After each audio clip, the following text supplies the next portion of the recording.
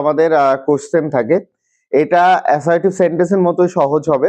আমরা প্রথমে কিছু উদাহরণ দিয়ে বুঝি যে ইন্টারোগেটিভ সেন্টেন্স কি করে বুঝবো যে এটা ইন্টারোগেটিভ সেন্টেন্স হবে। দেখো, আমি একটা প্রশ্ন লিখলাম, the man said to me, what is your name? ভালো করে বুঝবি এটা। আমরা জানছিলাম কি অ্যাসার্টিভ সেন্টেন্সের যে আরএস পোরশনটা, মানে এটা তো আরএস পোরশন ইনভার্টেড কমার মধ্যে যেটা থাকে, এই আরএস পোরশনটাকে আমাদের ভালো করে নজর রাখতে হবে। এই আরএস পোরশনে আমার কি ছিল বলতো? আমার ছিল কি অ্যাসার্টিভ সেন্টেন্সে ছিল এস প্লাস ভি প্লাস ও, তাই তো? মানে কি subject plus verb plus object. কিন্তু দেখা যাচ্ছে এই যে ইন্টারোগেটিভ সেন্টেন্স লিখলাম, দেখো আমার শুরুতে কিন্তু এস সাবজেক্ট নেই। শুরুতে কি আছে আমার? একটা, এটাকে যদি আমি করি ডবলএইচ প্লাস একটা অক্সিলারি, তাই তো? প্লাস আমার কি আছে? আমি সাবজেক্ট আছে, প্লাস হচ্ছে আমার মানে আমার ভার্বও থাকতে পারে, রিমেনিং থাকতে পারে, কিন্তু সবার শেষে কি থাকবে? একটা জিজ্ঞাসা চিহ্ন। এইটা হচ্ছে কিন্তু আমার আরএসএস স্ট্রাকচার। শুধু কি তাই? আমি আরেকটা বাক্য লিখি, দেখ,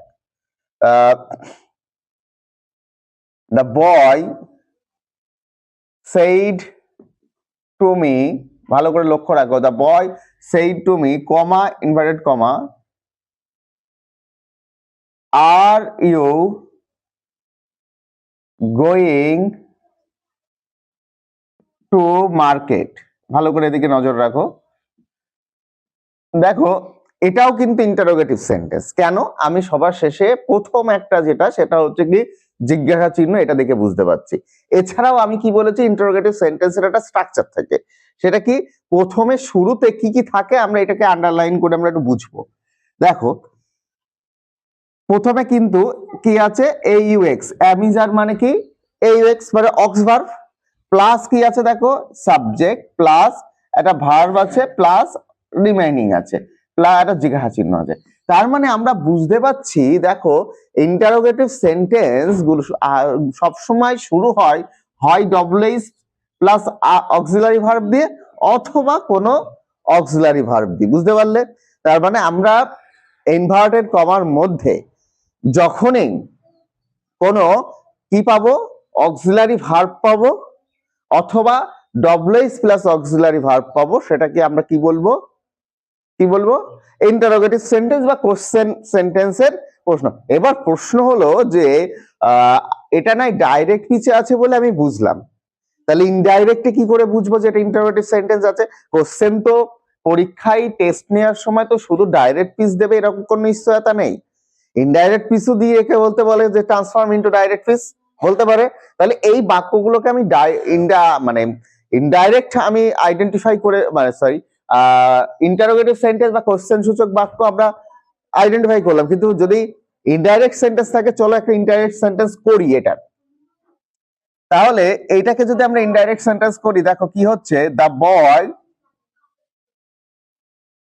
আস্কড মি,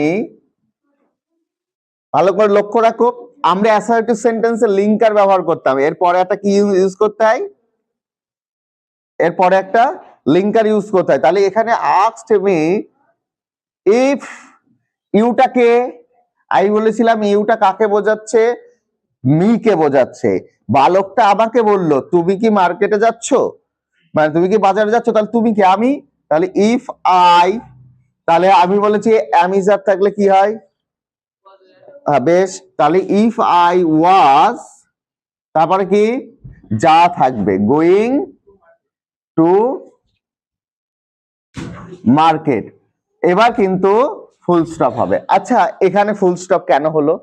কারণ দেখো, এখানে আরএসটা কিন্তু সাবজেক্ট দিয়ে শুরু হয়েছে, ভালো করে বোঝো। ইফ যদি লিঙ্কার হয়, তাহলে আইটা কি? Subject plus aux plus verb plus কি রিমেনিং প্লাস কি আছে? একটা ফুল স্টপ আছে। তাহলে দেখা যাচ্ছে ইন্টারোগেটিভ সেন্টেন্সে যখন আমরা ইনডাইরেক্ট পিস করব, তখন কিন্তু সেটা কি হয়ে যাবে? সেটা কিন্তু আর অক্স দিয়ে শুরু হবে না আরএসটা। তাহলে আরএসটা কি দিয়ে শুরু হবে? সাবজেক্ট দিয়ে শুরু হবে। তার মানে অক্সিলারিটা কখন চলে যাবে? সাবজেক্টের পরে চলে যাবে। তাহলে এই যে বাক্যটা দেখো, এখানে আমাদের লিঙ্কার হিসেবে কি যুক্ত করলাম?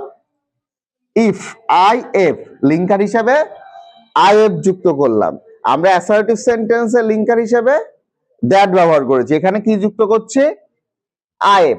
ধরো প্রথম যে বাক্যটা ছিল, এই প্রথম বাক্যটাকে যদি আমরা একটু ইনডাইরেক্ট পিস করি, দেখো এদিকে নজর রাখো।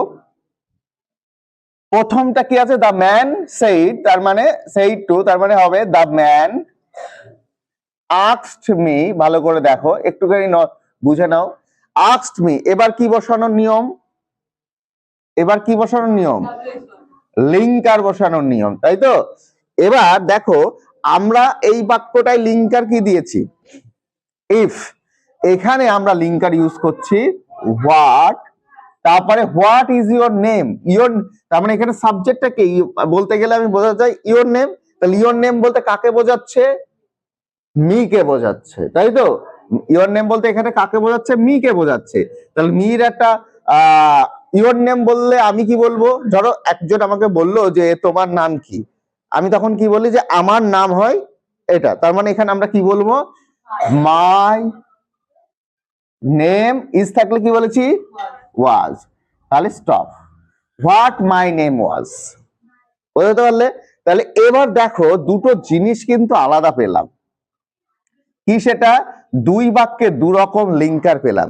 আমরা অ্যাসার্টিভ যখন শিখেছি তখন একটাই লিঙ্কার বলেছি, সেটা হচ্ছে কি? দ্যাট। কিন্তু দেখো এখানে ইন্টারোগেটিভ সেন্টেন্স করার সময় দুই জায়গায় দু রকম লিঙ্কার হয়ে গেল, বাকি সব একই থাকলো। দেখো বাকি আরভিটা সেইড এর বদলে আস্কড, এখানেও সেইড টুর বদলে আস্কড বসালাম, কিন্তু লিঙ্কারটা দুই জায়গায় দু রকম হলো। কেন হলো এই জায়গাটা বুঝতে হবে। তাহলে আমরা লিখতে পারি এখানে স্টার মেরে, যদি আর এস এর শুরুতে কোনো ডব্লিউএইচ ওয়ার্ড, তাই তো? আর এস এর শুরুতে কোনো ডব্লিউএইচ ওয়ার্ড থাকে, তবে সেটি কি? সেটি কি বলো? সেটি লিঙ্কার, সেটি লিঙ্কার হবে।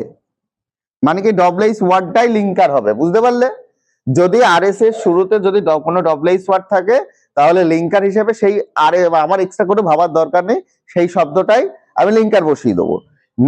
আর যদি না থাকে, তাই তো, স্টার মেরে লিখি ডব্লিউএইচ ওয়ার্ড না থাকলে, ডব্লিউএইচ ওয়ার্ড কি বললাম?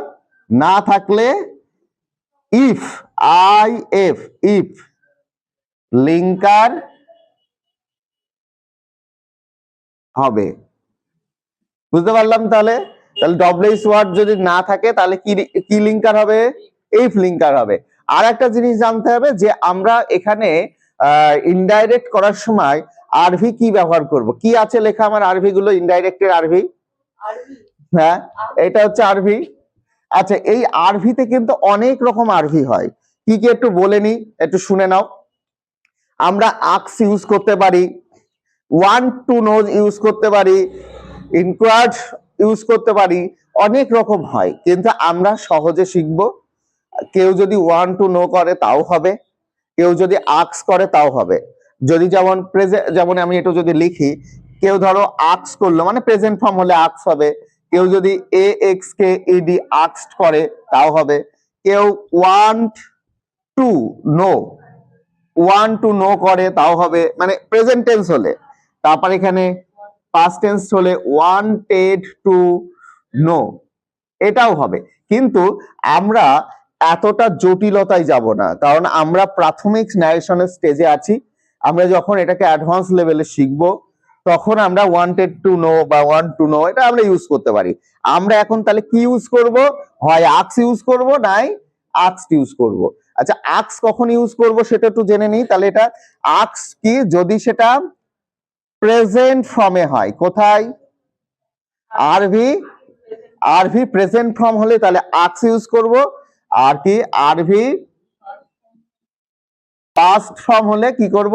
আক্স ইউজ করব। যেরকম আমরা সে থাকলে সে করেছি, সেই থাকলে সেইট করেছি, বা সে টু থাকলে টেল করেছিলাম অ্যাসার্টিভে, সেই টু থাকলে টোল্ড করেছিলাম, সেটা এরকম পজিশনে কিন্তু হবে। তার মানে কেউ যদি এটাকে লিখতে চাই সেটাও ভুল নয়, সেটাও কনফার্ম, সেটাও হবে, কিন্তু আমরা চাইবো সহজভাবে ইংরেজিগুলোকে আয়ত্ত করতে। তার জন্য তোমরা প্রেজেন্ট ফর্ম হলে আস্ক করবা, পাস্ট ফর্ম হলে কি করবা, আস্কড করবা।